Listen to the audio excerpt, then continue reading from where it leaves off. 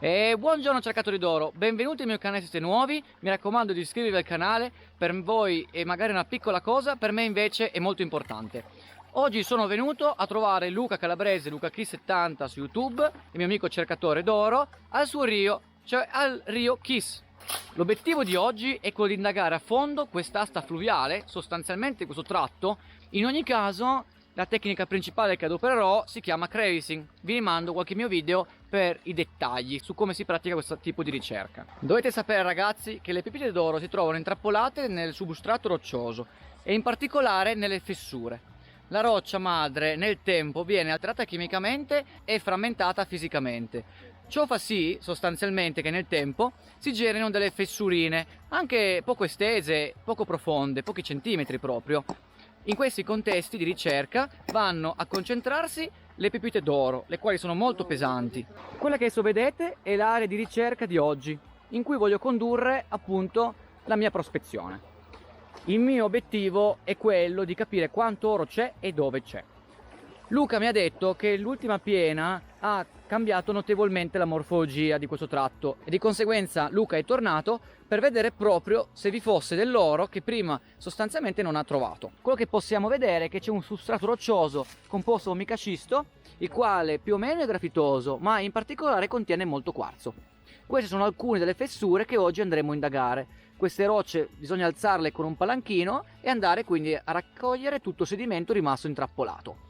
Vedete qua ce n'è una, piuttosto che anche qua ce n'è un'altra, in questa porzione ce n'è un'altra ancora. Ecco, tutte queste fessure oggi vanno esplorate. C'è veramente un sacco di lavoro da fare. Il sedimento invece alluvionale recente, sostanzialmente quello rimasto intrappolato tra questi grandi massi, a mio parere non è molto aurifero, ma andrò comunque anche a investigarlo. I miei compagni di ricerca, Luca e Giacomo, hanno già alzato alcune lose all'interno del Rio. Giacomo oggi ha portato questa canaletta, adesso andiamo a piazzare la canaletta. Allora cerchiamo un punto in cui ci sia dell'acqua corrente, tipo qua, potrebbe andare bene.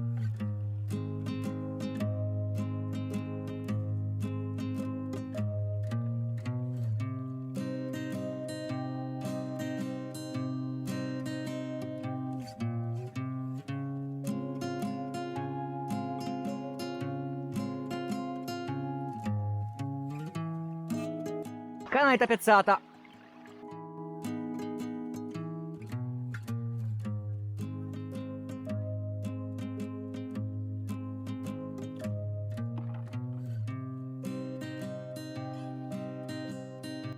Quando intendo sedimento raccolto in una fessura è proprio questo. Questo è proprio un bellissimo esempio di fessura che potenzialmente potrebbe trattenere dell'oro. Vedete che questo piastrone era qua sopra, adesso che l'ho tolto, tutto questo è sedimento rimasto intrappolato. Bisogna recuperarlo molto attentamente.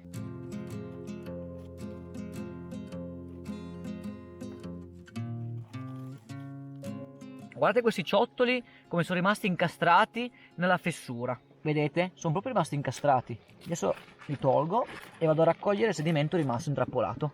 Tutto questo sedimento qua potrebbe essere aurifero.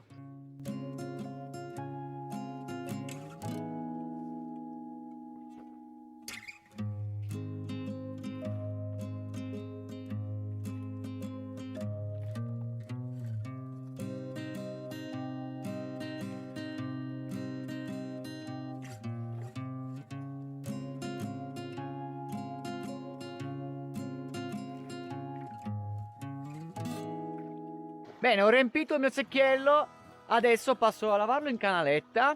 Adesso vediamo se c'è qualcosa, devo mettere leggermente meno acqua perché potrei perdere le pepite d'oro. Giacomo sta lavando il sedimento aurifero che ha scavato poco sopra con la canaletta. Siamo in autunno inoltrato e quindi è conveniente in questo contesto utilizzare una piccola canaletta facilmente, come avete potuto vedere, piazzabile al fiume in maniera tale che aiuti proprio a processare il sedimento in fretta. Si creerà quindi un concentrato di lavaggio, circa mezzo bicchiere di sedimento, con tutto l'oro presente. Le canalette, una volta che sono ben piazzate, tendenzialmente non perdono molto oro, ma dovete sapere che di solito perdono anche leggermente più oro rispetto al mero piatto. Però il lavaggio al piatto richiede anche una maggior fatica, maggiore energia logicamente nel lavaggio, mentre la canaletta rimane anche più semplice sotto questo punto di vista. La ricerca di Giacomo di oggi è un tipo di ricerca in cui utilizza uno strumento chiamato canaletta, il quale permette di fare in poco tempo un concentrato di lavaggio.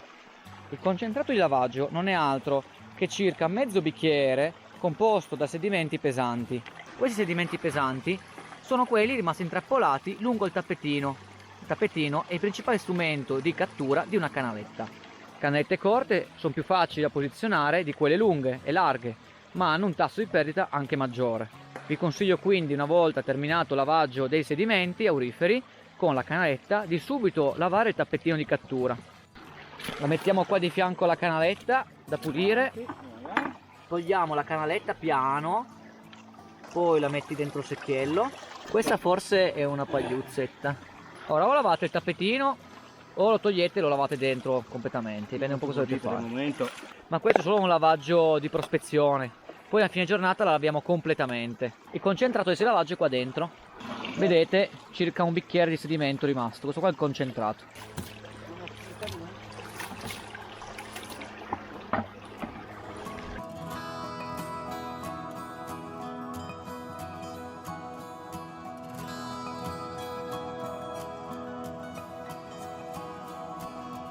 Magari. Ha tenuto un oro molto fine, tra parentesi, hai visto quanto è fine? Giacomo ha trovato dell'oro finissimo. Qualche puntino d'oro abbiamo trovato. Sono qua, ti metto una fotografia adesso in dettaglio per farvi vedere. Sono veramente piccoli. Anche Luca non ha avuto molta fortuna finora, ha trovato qualche puntino granulo d'oro, però la prospezione al Kiss Creek non ha proprio prodotto quello che ci aspettavamo. Comunque ci siamo divertiti, un po' di canaletta, un po' di crevissing. Io e Luca vi salutiamo, mi raccomando di iscrivervi al mio canale. Io sono Matteo Berto, ci vediamo alla prossima avventura. Ciao ciao ciao ciao ciao ciao.